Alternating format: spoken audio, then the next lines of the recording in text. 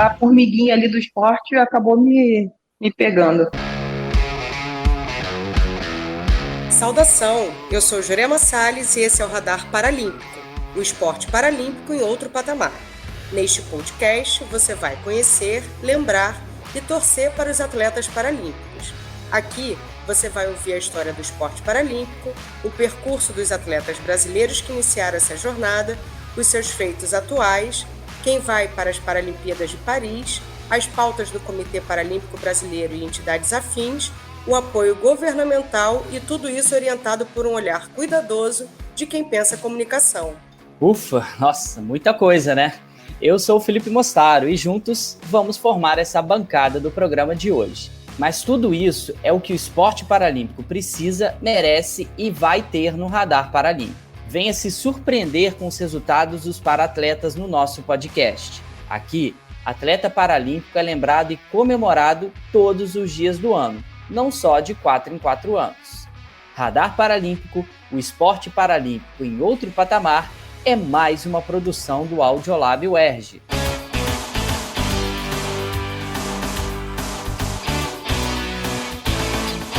Bora, rumo ao pódio! Esse é o episódio número 3 do Radar Paralímpico.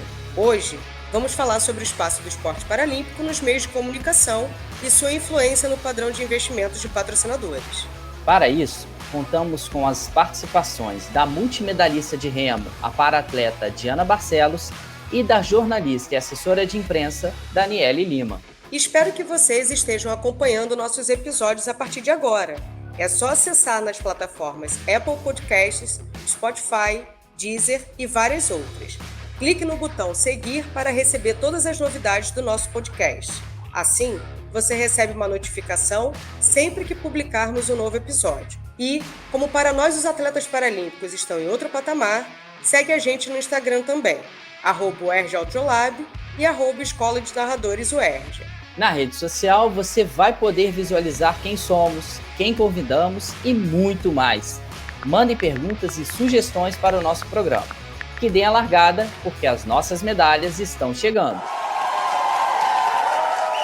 A paraatleta supercampeã de remo e atual bolsista do Flamengo está agora com a palavra no nosso Radar Paralímpico. Vamos para o nosso quadro No Pódio. No Pódio! A Diana, desde criança, tinha interesse pelo esporte e torcia pelo Flamengo.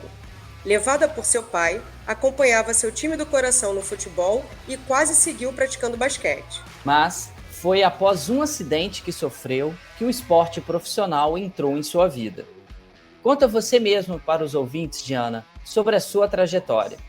O meu interesse pelo esporte, ele sempre apareceu, digamos assim, na minha vida, né? Eu sempre sou flamenguista doente, assim. Meu pai sempre me encaminhou a ser flamenguista, sempre gostei muito de acompanhar o time. Mas aí a vida foi passando, eu tinha esse sonho mais nova, ser jogadora de basquete, mas acabou não rolando e acabei seguindo a vida, estudando, trabalhando. E o esporte só apareceu de fato na minha vida, na prática, após o meu acidente, né? E aí eu sofri um acidente na saída do meu trabalho, e aí tive a perna amputada. E aí no momento de reabilitação na Andef, eu tive contato com o esporte paralímpico. E aí eu conheci primeiro a vela, né? E tive uma vela paralímpica, fiquei durante um tempo, mas aí o esporte acabou saindo do programa paralímpico, mas eu fiquei com aquele comichãozinho, né? Poxa, que bacana, que legal, acho que dá para fazer mais alguma coisa, né? E aí eu fui procurar outros esportes, eu sempre gostei de esporte náutico, algo que tinha coisa a ver com água, né? E aí eu conheci o projeto Remo para Todos, do professor Frederico Malrich, que hoje também é meu técnico ainda. E aí a gente foi treinando, logo nos primeiros testes eu já consegui fazer tempos ali bem próximo das meninas que estavam na equipe e tal. E aí eu fui seguindo no esporte, comecei a competir em 2016, 2017 eu já consegui índice para ir no campeonato de remo indoor, e inesperadamente, surpresa minha, e ali no campeonato de remo indoor eu consegui o bronze, assim, que é o campeonato mundial, né, de remo indoor, que é num aparelho que simula a remada, né. E é nesse mesmo ano eu segui treinando. No final de 2017, na categoria Double Skiff, né, que é um homem e uma mulher no barco, eu consegui a medalha de ouro, junto com meu parceiro Jário Clube. 2018 nós fomos bicampeões mundiais nessa prova, porém a prova ainda não fazia parte do programa paralímpico. E aí eu competi em Tóquio no barco 4Com, que é um barco que até então faz parte do programa paralímpico. E aí em 2021, 22, a FISA, que é a Organização do Remo Mundial, anunciou que a prova que a gente conseguiu medalhar entraria no programa dos Jogos Paralímpicos. Foi, assim, para mim ótimo, porque era uma prova que a gente já tinha bons resultados, né? E aí em 2022, nós conseguimos a prata, eu e meu parceiro Valdemir Silva, que é o Júnior. E em 2023, esse ano agora, nós fomos na Copa do Mundo e novamente fomos prata. E aí, esse ano agora, a gente vai tentar a vaga para os Jogos de Paris, na Sérvia, que vai ser em setembro, agora no início de setembro. Você explicou que a vela deixou de ser esporte paralímpico e por isso migrou para o remo. E o que mais no remo te encantou? O que te levou a essa entrega capaz de se tornar essa para-atleta com resultados expressivos em tão pouco tempo? Então, porque na vela eu cheguei a tentar a vaga para os Jogos do Rio, né? Tinha uma outra equipe que já estava treinando há mais tempo, né?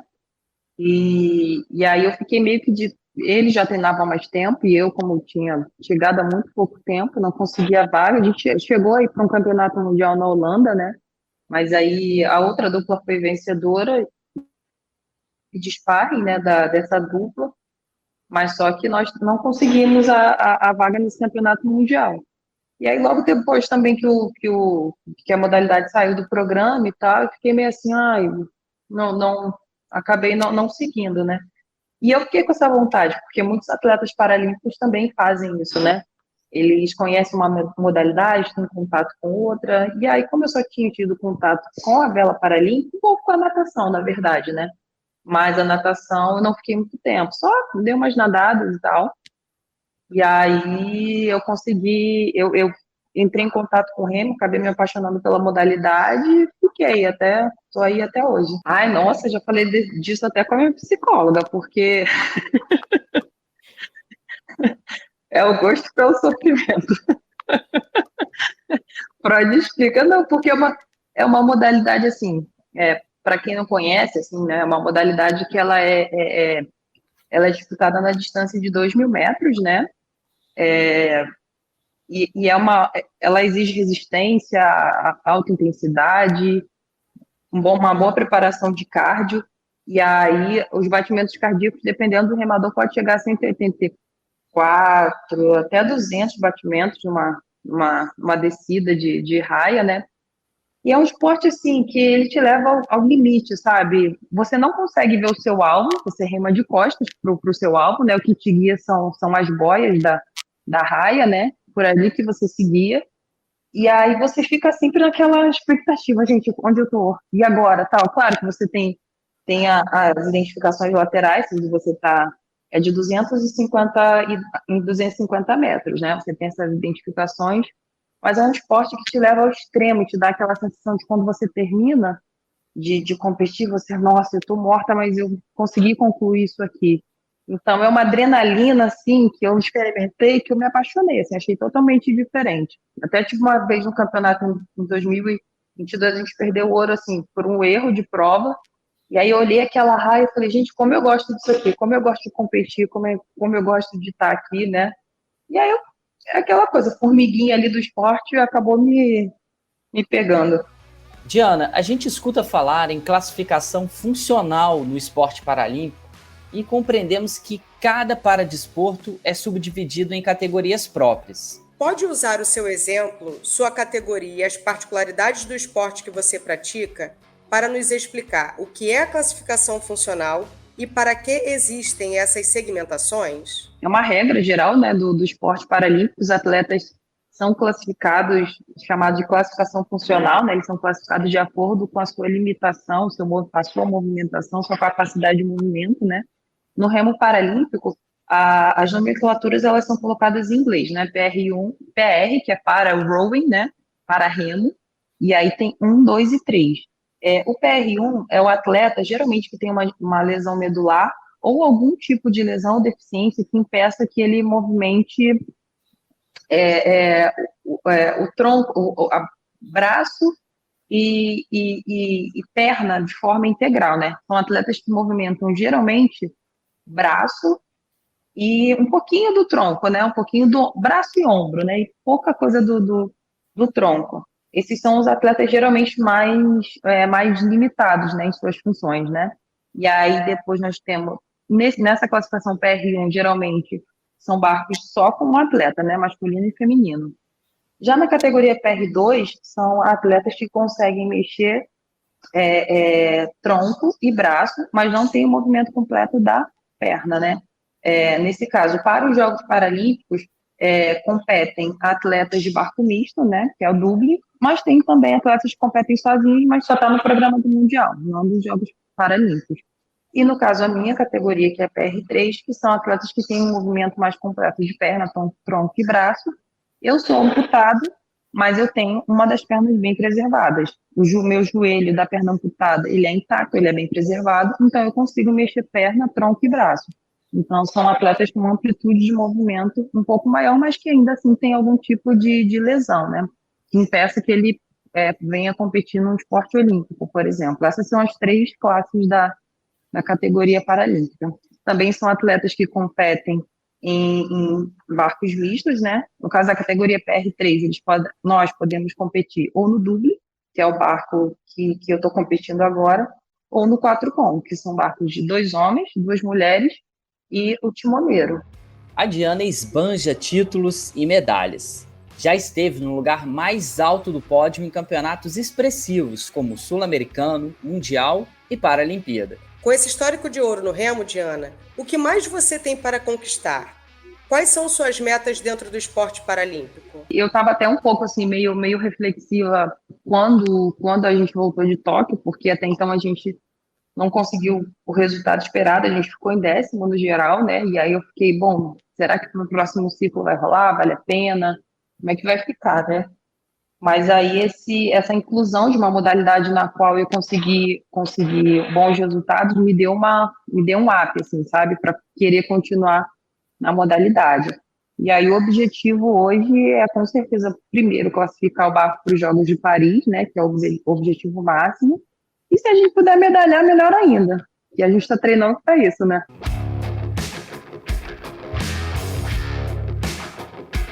Seguindo no quadro No Pódio, trazemos mais informações da nossa convidada de ouro, a Diana Barcelos. Ouvintes do Radar Paralímpico, vocês conseguem perceber que praticar esporte na condição de atleta profissional exige muitas horas de dedicação diária?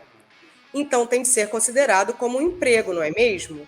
Já se perguntaram como o atleta faz para custear o seu sustento? A Diana conseguiu ser bolsista do seu time do coração. Flamengo! Informa pra gente algumas das modalidades que os paratletas podem ter acesso, Diana. Primeiro, assim, existe o programa do governo federal, né, que é o Bolsa Atleta, que tem várias instâncias, atleta nacional, atleta paralímpico, e aí eu já era atleta do bolsista federal, né, e depois de algum tempo federado e tudo mais, através de conquistas de resultados, Campeonato Brasileiro, aí eu passei a conseguir ter uma ajuda de custo do Flamengo. Mas a ajuda hoje principal dos atletas é o Bolsa Atleta Federal, sem sombra de dúvida, que é o que dá o suporte maior para o atleta. Mas sabemos que esses programas de governo não recebem do orçamento público verba capaz de tornar essas bolsas atletas renda suficiente. Muitas vezes, falta até para o básico. E quem de nós não quer poder desfrutar de algo mais? Uma maneira desse algo a mais chegar seriam os patrocínios. Significaria também melhores condições de treinamento, acesso a equipamentos mais tecnológicos, enfim. Diana, como se consegue e qual a importância de investimento no esporte paralímpico? Existe uma dificuldade hoje na busca de patrocínios assim, privados, né? Federais a gente tem aí alguns incentivos de leis municipais, da Bolsa Federal, como eu já disse, mas o principal entrave assim, foi que até a gente conversou um pouquinho em off, né? É a questão da visibilidade da modalidade, né? Eu acho que isso às vezes dificulta um pouco a questão de você buscar patrocínio. Óbvio, todo patrocinador, empresa privada quer que seu atleta tenha visibilidade, quer que a sua marca tenha visibilidade, né? E aí, hoje isso trava um pouco, assim, né, a busca de patrocínio. Já busquei, sim, enfim, conversas vão, vem, vou conseguir, não vou conseguir, a gente está sempre em busca de conseguir. Ainda mais no caso do atleta paralímpico, que existe uma necessidade, não digo maior do que o atleta olímpico, mas existem necessidades mais específicas em relação à adaptação, material, compra de material, por exemplo, no meu caso, de prótese específica para rimar. Esse material tem uma durabilidade maior por causa da exposição que a gente tem por estarmos no esporte de alto rendimento, né? Então, esses apoios que vêm extra, apoio estatal, são, assim, fundamentais, né? Como você entende que a comunicação pode contribuir para elevar o interesse de entidades privadas patrocinarem os atletas e o esporte adaptado? Hoje existe um entendimento muito grande, assim, de várias empresas. Eu vejo realmente que as empresas têm fundado times, né? Times não só olímpicos, mas paralímpicos, buscado atletas olímpicos e paralímpicos, né? No sentido de incluir também todos, né? Porque todos somos atletas, todos estamos em alto rendimento, né? E a cobertura da imprensa, eu acho que é uma coisa que é fundamental. A gente teve, por exemplo, nas 2 últimas semanas, uma boa cobertura do Mundial de Natação Paralímpica, que aconteceu, se eu não me engano, na Inglaterra. Houve uma cobertura também muito grande do Mundial de para atletismo, né, que aconteceu na França, se eu não estou enganada. Então, é visibilidade, assim, né? O Comitê Paralímpico também tem uma boa exposição dos seus atletas, um bom canal de mídia, né? E aí falta também ter essa cobertura um pouco mais ampla, na minha opinião, que se estenda para além de atletismo e natação, né? Existem outros esportes também que precisam desse gás também para as marcas verem. Ó, pô, tem atletismo, tem natação, tem remo e tem tantas outras modalidades, né? Que os atletas realmente conseguem bons resultados, mas falta também uma cobertura um pouco maior. Esse é o episódio 3 do Radar Paralímpico, Esporte Paralímpico em outro patamar. Compartilhe esse episódio aí com os amigos. Entra lá no Instagram, @UERJ-Audiolab e @Escola de Narradores e conversa com a gente. Pira Paralímpica. Um comercial de banco pode ter um cadeirante porque ele é um consumidor como outro qualquer. No quadro Pira Paralímpica, a gente vai falar sobre tudo o que mantém a chama do esporte adaptado acesa, a importância dos meios de comunicação para dar visibilidade e direcionar adequadamente a percepção sobre a atuação dos paratletas, as intervenções de gestores governamentais e institucionais ou a falta delas, e sobre o fomento do esporte paralímpico pelos patrocinadores. A convidada do episódio 3 deste quadro específico é a jornalista e assessora de imprensa Daniele Lima. Dani, quem está aqui nos acompanhando tem ficado curioso, né, para entender por que o esporte paralímpico é apaixonante. A gente quer saber como chegou no esporte adaptado após formar-se em 2009 em jornalismo pela Universidade Cândido Mendes. Como o paradesporto te encantou mais do que a temática que estava em alta naquele momento, a sustentabilidade? Oi, ouvintes do Radar Paralímpico. É um prazer estar aqui com vocês nessa conversa, nesse bate-papo de um assunto que eu sou bastante apaixonada, profissional da área, mas mais do que profissional da área, bem apaixonada por essa temática. Então, eu sou a Dani Lima, pode ser Daniele, mas eu gosto bastante de Dani, para quebrar um pouco a formalidade do nome. Eu sou jornalista, eu me formei em 2009 pela Cândido Mendes e não imaginava trabalhar com esporte, muito menos com esporte paralímpico.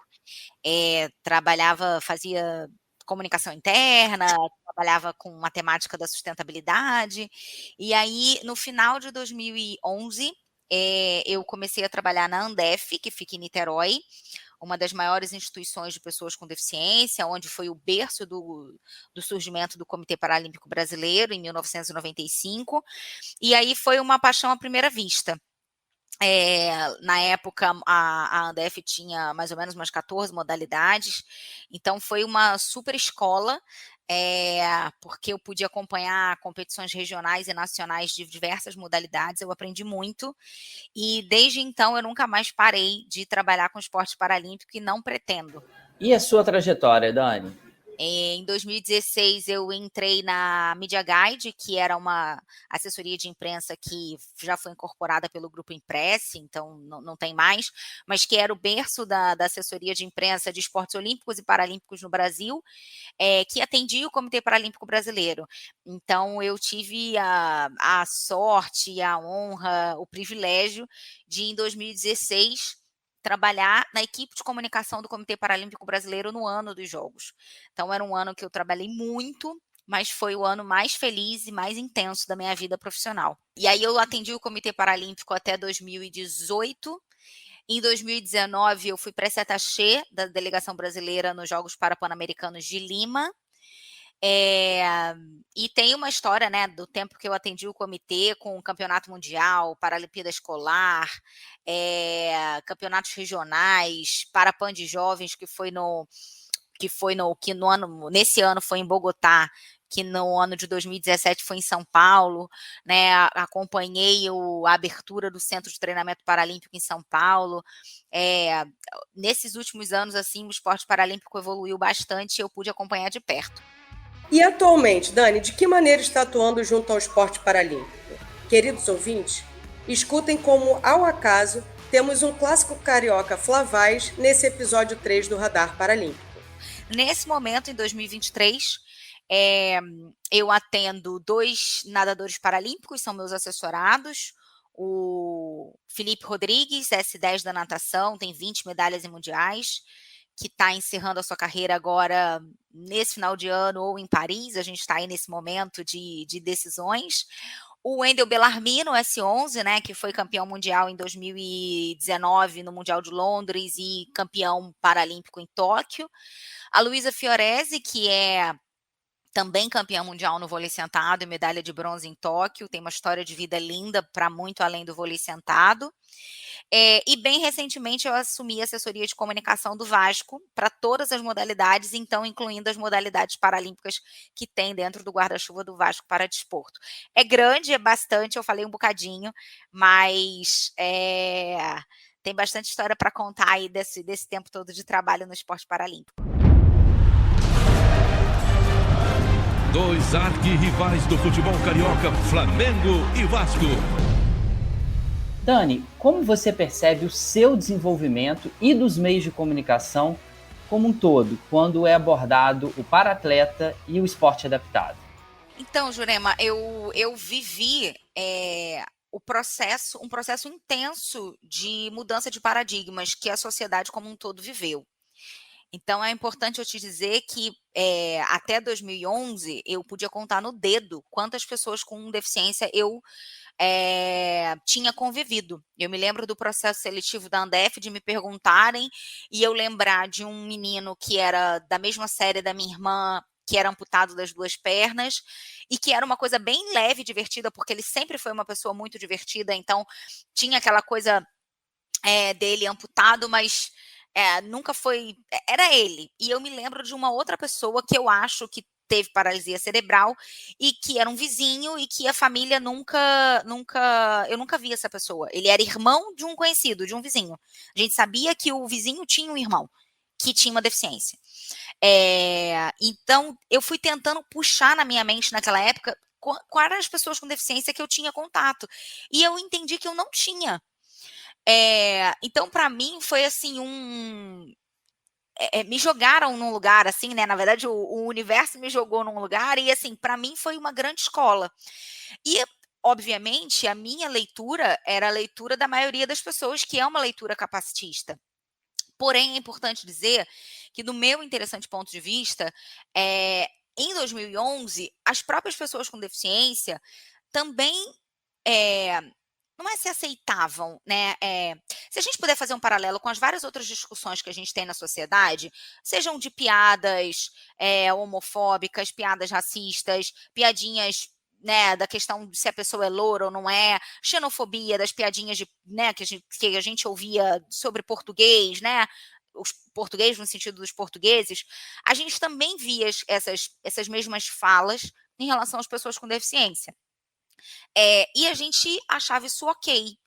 Então, todo mundo achava ok. Todo mundo não, né? Não vamos generalizar. Mas Então, na hora de vender essa pauta, criar esse conteúdo, fazer essa abordagem com essa pessoa, é óbvio que eu, dezenas de vezes, fiz discursos capacitistas. E aí eu me lembro de, no início, fazer comparações de que o esporte paralímpico é muito melhor do que o olímpico, porque tem muito mais resultado, porque isso, porque aquilo. E a própria imprensa comprava esse discurso. Só que o que eu percebo? Que a evolução do esporte paralímpico é tão potente no Brasil que, assim como tudo na imprensa, tem uma hora que aquilo que é o gancho da pauta, ele passa a ser um senso comum, então você tem que achar algo diferente para aquilo, para você vender essa pauta. Então, durante muito tempo, para você incluir a pessoa com deficiência, né, do esporte na pauta, era quanto mais trágica fosse a história dessa pessoa, quanto maior fosse o grau de superação que essa pessoa tivesse vivido, assim, a gente usa assim, nossa, essa história é muito boa. Na real, a história da pessoa é terrível. E essa pessoa conseguiu ter um processo de resiliência muito incrível. É claro que a gente quer ouvir essas histórias? Quer, mas a gente também não quer ouvir só isso, né? E aí, desses mais de 10 anos, o que eu percebo é que a gente já evoluiu para além da história, né? Então, por exemplo, eu falei para você da Luísa Fiorese, que é atleta do vôlei sentado. A Luísa teve câncer com 15 anos de idade. A Luísa, ela fala disso? Fala, mas é para além disso. Então, o título da Luísa, por exemplo, quando eu falei para você dos 3 atletas que eu assessoro, eu não falei para você das deficiências deles. Eu falei para você dos títulos deles, da classificação, da modalidade. Então, o que a gente percebe de evolução é que a gente já vai para um nível de resultado para além de história. A história ela não está apagada, mas eu não quero só ficar falando da síndrome, da má formação, do acidente, de como que eu passei por tudo isso, porque todo mundo passa por algum processo de superação, né? Não banalizando essa palavra, com ou sem deficiência física. E se a gente seguir colocando essas pessoas dentro dessa caixinha, a gente não vai conseguir contar outras histórias dessa pessoa, né? A gente sempre vai colocar ela como só aquilo que né? Ou o acidente, ou a condição que ela nasceu, ou uma síndrome degenerativa, e essa pessoa tem muito mais história para contar. Compartilha com a gente, Dani, uma experiência sua que traduz esse avanço, esse progresso da forma de contar a história dos paratletas e das competições deles. Eu percebo uma evolução desse discurso da sociedade e que se retrata num discurso de venda de pauta dos assessores de imprensa e de compra de pauta da imprensa. E aí, para finalizar essa análise para você, os próprios atletas já se colocam numa posição de eu não quero mais ficar falando disso. E aí a gente consegue costurar essa relação com a imprensa, quando ainda tem algum veículo, né, ou algum jornalista que tenta ir por esse caminho mais de capacitismo, quando você percebe que em algum momento, às vezes por alguma determinada história que é muito incrível. Vamos lá, vou trazer um exemplo mais prático para agora. Mundial de Natação Paralímpica aconteceu no início de agosto. A Suzana Ribeiro, que eu não vou me arriscar a falar o outro sobrenome dela, ela tem 55, 56 anos, é a atleta mais velha da delegação da natação. Ela tem uma doença degenerativa e a gente falou dos resultados dela, das medalhas que ela conquistou, e não ficou falando de meu Deus, ela está há anos assim, e ela já baixou de classe não sei quantas vezes, e, sabe, não teve um discurso de coitadinho para ela. Em nenhum momento se ignorou a condição dela, mas não teve um discurso de ela supera isso a cada dia, sabe? Então, é esse processo de evolução que eu percebo na sociedade, óbvio que não é homogêneo, mas tem passos de evolução e que, de alguma maneira, a imprensa é responsável por mudar esse discurso. Dani, você vem assessorando o esporte paralímpico por diversos prismas, a partir de entidades gestoras, grandes eventos e agora bem pertinho dos atletas. Como os meios de comunicação podem contribuir para ampliar o patrocínio do esporte e atletas paralímpicos? Olha, essa é a pergunta de milhões. Eu vou começar te respondendo com um caso que eu vivi recentemente. Não recentemente, na verdade, no ano passado. Até bem pouco tempo, eu atendi por 3 anos e pouquinho o Rio de Janeiro Power Soccer, que é uma equipe aqui do Rio de futebol em cadeira de rodas e bocha paralímpica. Eles foram criados em 2014, fevereiro de 2014. E aí, quando foi em fevereiro do ano passado, eu propus uma pauta para um grande veículo de imprensa do Rio, eh, sugerindo que a gente estava ainda no início de 2022, foi o ano que a gente voltou da pandemia melhor, né? Assim, 2020 parado, 2021 ainda sem competição, por exemplo, no futebol em cadeira de roda, não teve, a bocha teve. 2022 foi aquele momento, bom, beleza, agora a vida vai retomar ao normal. E aí eu propus uma pauta de 8 anos da criação do clube, que leva o nome da cidade, que no dia 1º de março é o dia do aniversário da cidade. E eu ouvi do editor o seguinte: quando fizer 10 anos, você me procura. Só vale data cheia. Respira, Dani. Mostra ao público o que pode significar a aceitação de uma pauta. Explica o papel social da mídia com uma simples publicação de uma matéria. Respirei, nem sei se eu respondi o e-mail de volta. E aí eu pensei assim, e o que eu faço com 2 anos de clube, até formar 10 anos? Como é que eu justifico meu relatório para patrocinador? Como é que eu motivo os atletas a saírem de casa para virem treinar com um calendário bem escasso de modalidade de competição? Porque, por exemplo, a bocha você tem um regional e tem as vagas para o brasileiro. Se esse atleta não passa na vaga para o brasileiro, ele só tem competição uma vez no ano seguinte. Então, o que faz ele sair de casa todo sábado para ir lá treinar? O que faz o Pedrinho sair de Itaguaí no sábado, 6 horas da manhã, e chegar no treino às 9 no Ciaga, que é na altura do bairro de Olaria, na Avenida Brasil, para treinar se ele tem uma competição no ano em dezembro? E aí, quando você tem uma matéria que ele sai, um pedido de pauta, quando você tem isso, você motiva esse atleta, você motiva a equipe, você motiva todo mundo, você dá visibilidade, você faz ele ser reconhecido na rua e você dá visibilidade para o patrocinador. E aí, como assessora de imprensa, você tem que equilibrar todos esses pratinhos.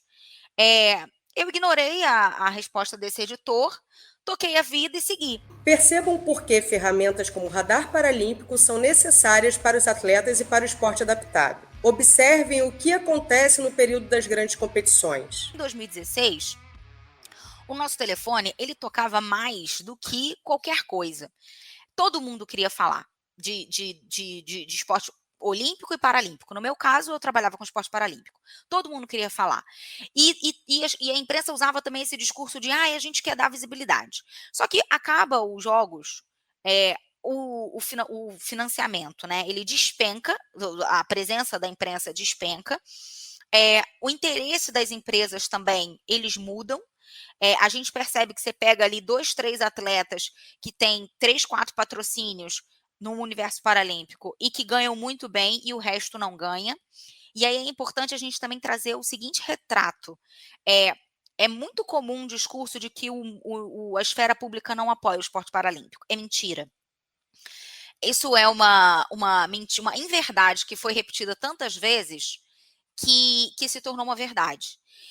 O Felipe Rodrigues, ele teve o primeiro patrocínio privado dele com 10 anos de seleção brasileira em 2018.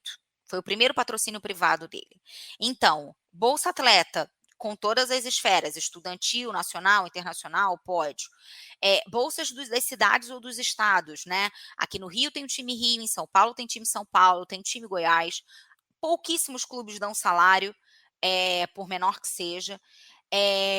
Caixa Econômica, patrocinadora do esporte paralímpico há 20 anos. E aí, quando você vai pegar o apoio das empresas privadas, a gente não tem esse apoio. É um retrato da sociedade, sim. Por que é um retrato da sociedade, em seu ponto de vista? Como que as empresas privadas espelham o comportamento dessa coletividade? Talvez não querer colocar aquelas pessoas, né, nas nas suas imagens, a gente percebe uma evolução da presença de todas as minorias, né, pessoas negras, pessoas com deficiência, física e intelectual, pessoas mais velhas também, a questão do etarismo, a gente percebe que em algumas publicidades, comerciais, isso parou de ser uma cota que só tem um ou outro e você consegue colocar essas pessoas como qualquer outra pessoa, né, sei lá, um comercial de banco. Não precisa falar de acessibilidade para ter um cadeirante. Pode ter um cadeirante porque ele é um consumidor como outro qualquer. Então, o que eu percebo é que esses assuntos, eles vêm há um interesse, há um olhar, com mais interesse de investimento na época dos jogos, então Paris começa ano que vem, só que isso só vai vir ano que vem. Esse ano, tipo, é quase impossível você conseguir, eu converso com algumas pessoas, eu sou da assessoria de imprensa, não sou da área comercial, mas tenho parceria com agências que buscam captação de patrocínio para atletas e tal, e o que eu escuto esse ano está muito difícil. As empresas ainda não se abriram para Paris. E Paris é no ano que vem. Aí o que vai acontecer no ano que vem? Vai vir um monte de gente, um monte de empresa querendo fazer um monte de coisa em 6 meses, sem construir uma história, ignorando regras de divulgação na época dos jogos, porque tanto não estão por dentro dos assuntos que acham que porque assim, não faz nada durante 4 anos. E aí, quando chega na época dos jogos, acha que pode divulgar tudo. Só que ignora as regras. E aí eu não vou me estender, mas para quem quiser pesquisar, existe a regra 40, que é uma regra que determina que durante um determinado período dos jogos, antes e depois, você não pode fazer propaganda usando os nomes, as propriedades intelectuais dos jogos, falando do atleta, porque você não está pagando para aquele evento, né? Isso é para evitar que as empresas elas se beneficiem desse período de grande alcance de audiência que é durante os jogos, e nos outros 4 anos ignora a presença do atleta, sabe? Falando das conquistas já alcançadas, vamos falar de uma mudança positiva em prol dos atletas, sobre as melhorias que os uniformes vêm ganhando. Essas adequações, além de resultarem em desempenhos superiores, ajudam a atrair patrocínio e público. Falando como seleção brasileira, né, o cenário que existe hoje, o Comitê Paralímpico Brasileiro, ele faz o uniforme, ele não tem um patrocinador de uniforme, mas ele desenha dentro de casa e manda produzir o uniforme dos atletas para os jogos e para as modalidades que estão no guarda-chuva dele, que é natação, atletismo, tiro e halterofilismo. Eu não estou aqui falando como Comitê Paralímpico Brasileiro, porque não sou funcionária, não sou assessora deles, faço trabalhos pontuais, mas não posso ser a porta-voz do Comitê Paralímpico. Mas o que eu conheço e sei de informação deles é que é o seguinte, você tem uma base de uniforme para todo mundo, né? Vamos chamar assim, para pessoas sem deficiência, mas aí você tem casos de nanismo, de amputação, até eu não sei se eu posso chamar de sobrepeso, mas de pessoas que são maiores mesmo, porque tem modalidades que isso não tem a ver com deficiência, que te requer que você tenha um corpo, né? No atletismo, lançamento de disco, arremesso de peso, né? Normalmente são pessoas bem grandes. No Olímpico é o Darlan Romani, por exemplo, né? E no Paralímpico a gente também tem outras pessoas grandonas. E aí você tem, quando tem essa entrega de uniforme, que foi o que eu vivi em 2019, quando fui para Lima, você tem uma costureira que está lá para fazer ajustes, seja para os tamanhos quanto para a deficiência. Então, tem zíper num lugar específico para facilitar.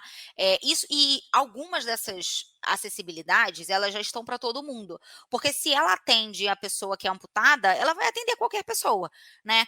Se ela atende uma pessoa com uma mobilidade reduzida ali num zíper, numa determinada posição na calça, ela atende a qualquer pessoa. Ela não incomoda.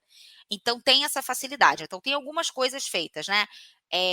Pontos do uniforme que são acessíveis para todo mundo, adaptação do uniforme para pessoas que precisam de uma coisa muito específica, como, por exemplo, a Stephanie da natação, que tem baixa estatura, algumas pessoas do halterofilismo também, pessoas com amputação, para você, cara, se você quer ir bonito, por que que você não precisa ir com um puxadinho, sabe? Você pode ir com uma roupa bonita, bem costurada. Então a gente precisa fazer uma costura, um ajuste no braço, na perna, então vamos aqui fazer. E aí vai muito de como o atleta quer, né? Ele tem essa liberdade.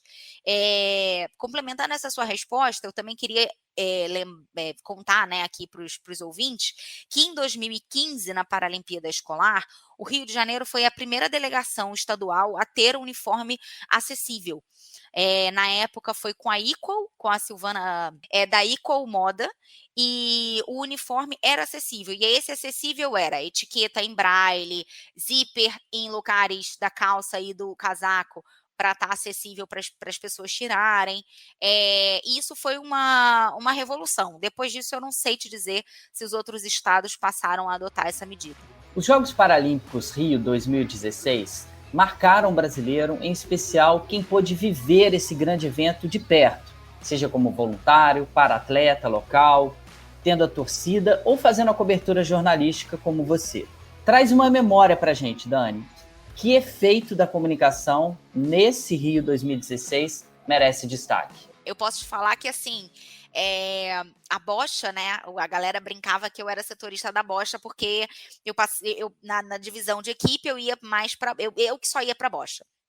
E aí eu vivi a conquista de 2 medalhas sensacionais, que uma foi a prata do BC4, do Pares BC4, com o Dirceu, o Marcelo e o Eliseu, e a conquista de ouro inédita e inesperada do Pares BC3, com o Thó, a Evani e a Evelyn.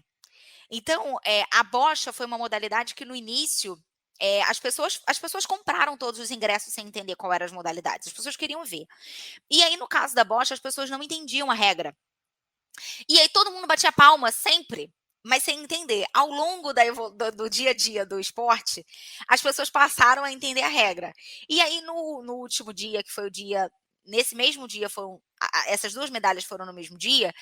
Assim, era incrível ver o público lotado, entendendo as regras e torcendo. E aí, no dia seguinte, ou talvez 2 dias depois, mas eu acho que deve ter sido no dia seguinte, a gente foi fazer uma foto para o Estadão no parque.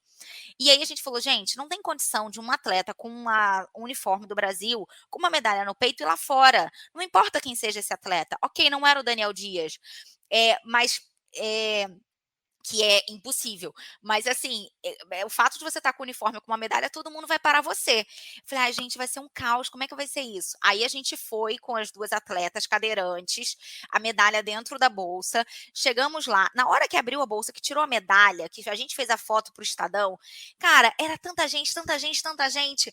E aí a gente guardou a medalha, tiramos fotos com o público, ok, mas assim, se a gente fica ali, a gente vai ficar ali até fechar o parque.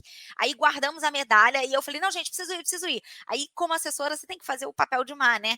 A gente tem que ir. E aí a cadeira das 2 meninas é motorizada e a gente, foi rápido, porque senão era impossível ficar no meio do parque com o público todo.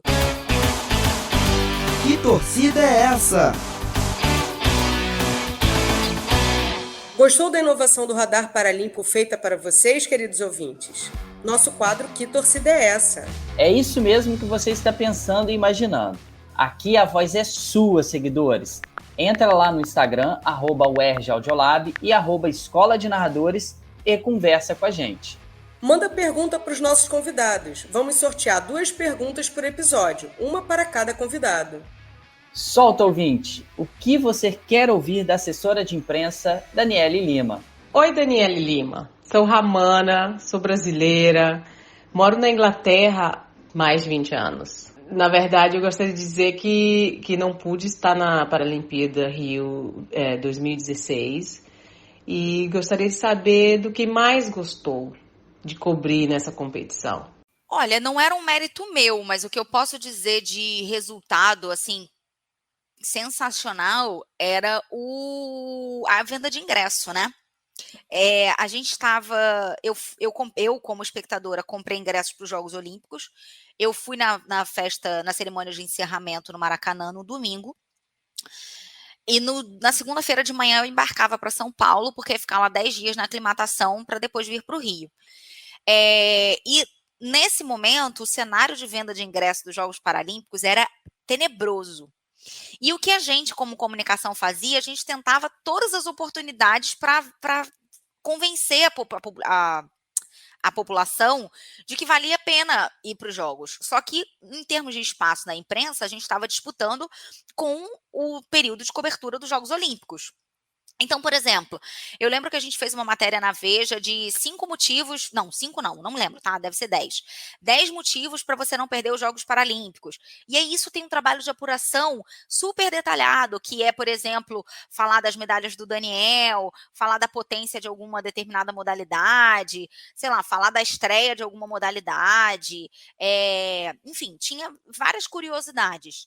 E aí, quando chegou na segunda-feira de manhã, que eu fui para São Paulo, eu lembro que assim, segunda, terça e quarta, a cada hora era quebra de recorde de venda por minuto, por hora, assim. E aí a gente foi divulgando nota, e teve a RJTV de que vai vender. E aí o recorde de presença de público no Parque Olímpico foi no primeiro final de semana da Paralimpíada. E aí quando você chegava assim no Parque Olímpico e via aquela foto da torcida, do público lotado, cara, não é desmerecendo os Jogos Olímpicos, claro que não, mas assim, até porque tinha muito mais ingressos para os Jogos Paralímpicos. Então era assim, cara, a gente conseguiu. E se eu te falar que até o dia do fechamento dos Jogos Olímpicos, a gente estava um fiasco de venda de ingresso. Porque era uma questão comportamental da sociedade. Não era ingresso caro, não era falta de divulgação, não era nada disso. Bom, gente, eu queria agradecer o convite. É sempre uma alegria muito grande falar de esporte paralímpico. Essa conversa me trouxe muitas memórias. Agora é a vez do nosso público perguntar para Diana Barcelos. Diana, eu sou Daniele, mãe da Maria Flor, que tem paralisia cerebral. Minha filha quer fazer um esporte adaptado. Pode compartilhar a rotina da paratleta com a gente? Assim, a minha rotina diária é acordar por volta das 4h30, 4h40 da manhã, porque os treinos de remo são bem cedo, assim, você sabe, né? Você sabe que começam bem cedo, e aí eu tenho que estar na lagoa por volta das 6h20, 6h30, que é quando começa o nosso treino, e aí nós fazemos a rotina de preparação, né, que são exercícios de core e uma preparação anterior, e a gente vai para a água. No período de base, a gente treina volumes grandes, assim, né, 20, às vezes 30 quilômetros, né, pode ser dividido de manhã ou tarde, só amanhã. E aí depois, e tem dias intercalados, né, eu faço musculação segunda, quarta e sexta, treinos de força, focados também, dependendo do ciclo que a gente dá do treinamento. E aí treino, às vezes só de manhã até por volta do meio-dia, às vezes de manhã e tarde, aí o treino da tarde começa por volta das 2, vai até as 4, 5 horas da tarde, e aí eu chego em casa, como, durmo e acordo no dia seguinte para fazer essa coisa.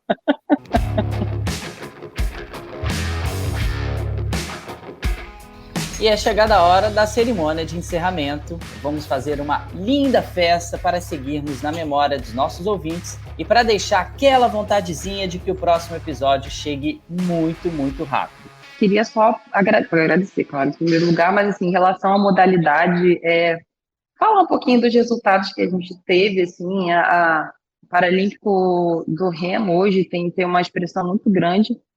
Nós tivemos o Remo hoje, no geral, no Olímpico, não conseguiu nenhuma medalha a nível olímpico, conseguiu em mundiais, em Copas do Mundo, e o Remo Paralímpico tem uma expressão muito grande, porque a gente conseguiu a primeira medalha do Remo Olímpico e Paralímpico em 2008, com a atleta Josiane Lima, uma mulher que abriu portas para o Remo Paralímpico. Isso é muito importante que seja falado. A primeira medalha do Remo geral brasileiro foi da atleta Josiane Lima em 2008, em Pequim. A primeira medalha de um mundial, de um brasileiro, foi da Cláudia Santos, também outra mulher que abriu precedente para o Remo Paralímpico. Acho que é importante que essas coisas sejam lembradas, que se tenha memória dessas coisas. E em Tóquio 2021, o atleta da categoria PR1, René Pereira, foi bronze nos Jogos de Tóquio, que não é pouca coisa. Isso para o Remo Paralímpico brasileiro é um feito enorme, porque você vê, A Josiane foi bronze em 2008 em Pequim, né? E aí só em Tóquio que o Renê veio a conseguir alcançar esse mesmo feito, né? Então são coisas bacanas assim que valem a pena deixar registrado assim no remo geral assim, eu acho que isso precisa ser lembrado assim dos feitos dos atletas paralímpicos e de conquistas que são o auge, né? Quando você está quando você chega numa competição olímpica, paralímpica, você chegou no auge da sua carreira. Você pode dizer, eu sou um atleta bem-sucedido. Seja com medalha ou sem medalha. Se for medalha, você está no céu, você está no Olimpo, né, dos deuses. Então, são coisas assim que eu acho que são bacanas, assim, que precisam ser ditas também. Pessoal, muito obrigado. Foi um prazer enorme receber essas duas grandes convidadas no Radar Paralímpico de hoje. Gostou do nosso programa? Pois é, mês que vem temos muito mais. Nosso episódio 4 está sendo preparado com mais informações ainda sobre os paratletas e o esporte paralímpico brasileiro. Já se animou, né? Nós também. No próximo mês temos esse encontro marcado aqui no Radar Paralímpico. Esse podcast é uma realização do Audiolab da UERJ, com coordenação geral e direção de Felipe Mostaro. Roteiro de Jurema Salles, produção e edição de Jurema Salles e Felipe Mostaro. Esperamos vocês no próximo episódio. Vem coisa boa por aí. Segue a gente. Radar Paralímpico, o esporte paralímpico em outro patamar.